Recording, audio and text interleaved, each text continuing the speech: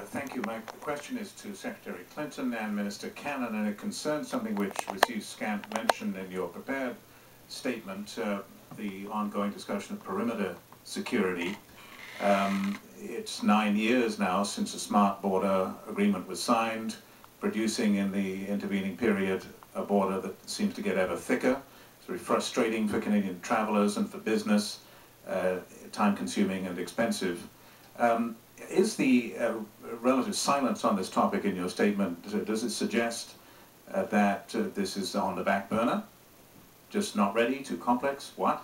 And second of all, and more specifically, can you give us any assurances that that if there is ever an agreement on this topic, that it will produce not a thicker border, but a thinner one? Let me, Terry, first address that. The challenge, of course, that exists is the following. On the one hand, to be able to maintain the level of trade and our commercial relationship with our largest trading partner in the world, to maintain that and to see it progress over the course of the next several months, indeed over the course of the next several years, both in Canada and in the United States, just so that we get a general idea of what this means. It's $1.6 billion of trade on a daily basis. It's roughly, both in Canada and the United States, a number of direct and indirect jobs. So that, on the one hand, constitutes a challenge. The other challenge, of course, is to make sure that our countries stay safe from the threat of terrorism.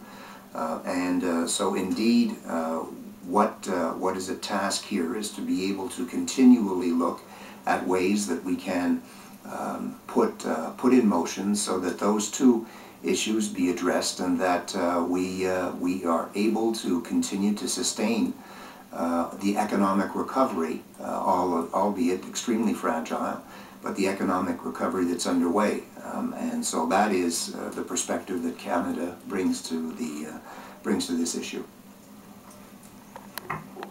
I would only add that this is a bilateral issue on which we meet and discuss regularly with our Canadian colleagues, so it's not surprising that it wouldn't be on the agenda of a trilateral meeting such as this.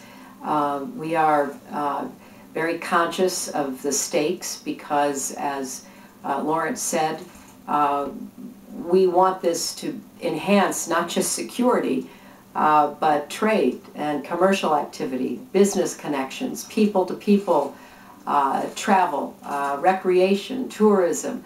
For 8 years I represented New York, which has a long and very friendly border with Canada, and I am very acutely aware of the importance of this most significant relationship along our long and peaceful border.